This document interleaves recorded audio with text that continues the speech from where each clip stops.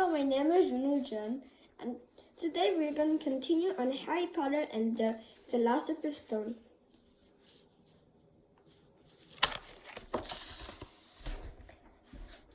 Mr. Dursley stood rooted to the spot. He had been hugged by a complete stranger. He also thought he had been called a muggle, whatever that was. He rattled. He hurried to his car and sat at home, hoping he was imagining things which he had never heard before because he didn't approve of imagination.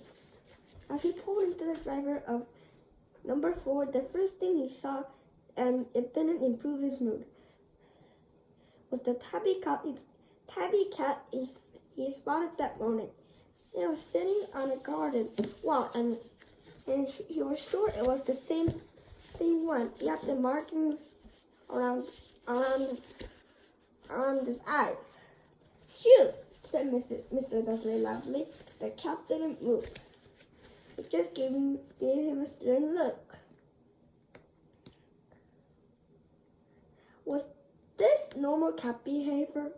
Mr. Dursley wondered. Trying to pull himself together, he led him into the house. He was still determined not to mention anything about to his wife. Mrs. Dudley had a nice normal day. She told him over and how Dudley know the new word, shan't. Mr. Dudley tried to act normally. When Dudley had been put out to bed, he went into the living room in time to catch the last report on the evening news.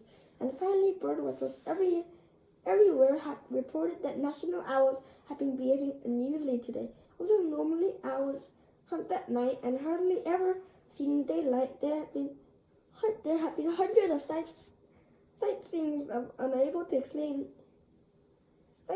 of birds flying every direction in sunlight. Experts were unable to explain why the owls have suddenly changed their sleeping pattern. Neil Readers allowed himself a grin, most mysterious. And now over to Mr.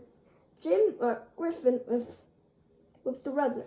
Are there going to be any more showers out tonight, Jim? Well, Ted, said the weatherman, I don't know about that, but it's not only the owls that have been acting oddly today. Viewers apart from Kent Yoonho Dudley have been phoning to tell me instead of rain, I promised yesterday that would no power shooting stars. Perhaps people have been celebrating bonfire night early. It's not until next week, folks. But I can promise a wait night tonight. Mr. Dursley sat frozen in his armchair. Children stirred all over Britain, outflying space. They met mysterious people in clothes all over the place, and the whisper about the Potters. And Mrs. Dursley came into the living room carrying 2 cups of tea. It was no good. He'd have to say something to her. He cleared his throat nervously. Petunia, dear, you haven't heard from your sister lately, have you? As he had expected, Mrs. Dudley looked shocked and angry.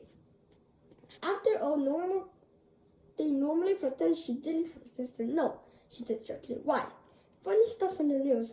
How shooting stars, and there are a lot of further-looking people in the country, so, snapped Mrs. Dudley. Well, I just thought maybe it was something to do with you. No, a lot. Mr. Dudley sipped the tea purposely. Mrs. Dudley, whether he dared to tell he heard the name Potter, he decided he didn't dare.